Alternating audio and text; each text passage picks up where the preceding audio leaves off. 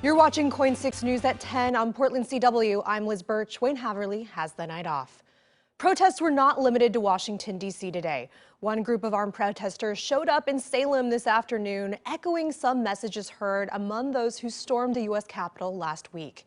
They also drew counter-protesters supporting the president-elect. Our Jennifer Dowling is going beyond the headlines tonight with a look at how these groups feel heading into the week. She joins us live now. Jennifer. Good evening. Those Biden supporters tell us they will be happy to move on in midweek. Meanwhile, those who came to the protest today in Salem armed had a very different view.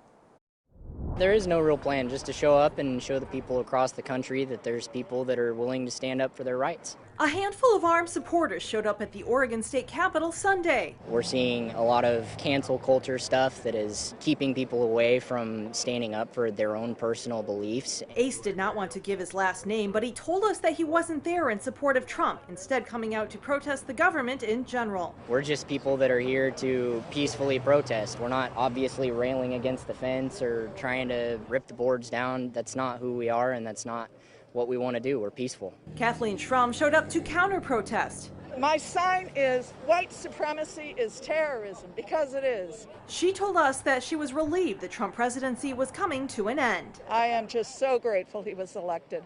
And I am so grateful that Trump was not successful in his coup attempt. I did not want to see him become, well, dictator. And she wanted to show support for the Biden administration. I'm going to come out here every day and support President-elect Biden going in and being inaugurated on Wednesday. I am going to stand up for that. Kamala Harris, is a woman of color, is his vice president. I think that is wonderful. Senator Ron Wyden also weighed in on the upcoming week, saying it was also a reset for him during a town hall meeting Sunday. January 20th, in my view, marks a fresh start and a new day after the past 4 years. And in my last town meeting, before I get on the plane at 4 a.m., I want Oregonians to know I can't wait. Kathleen says she's still concerned about potential violence in the week ahead. The country's a tinderbox right now.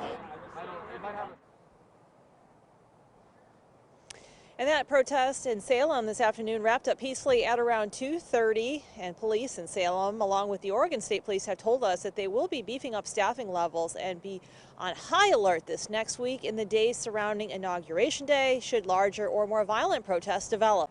Back to you.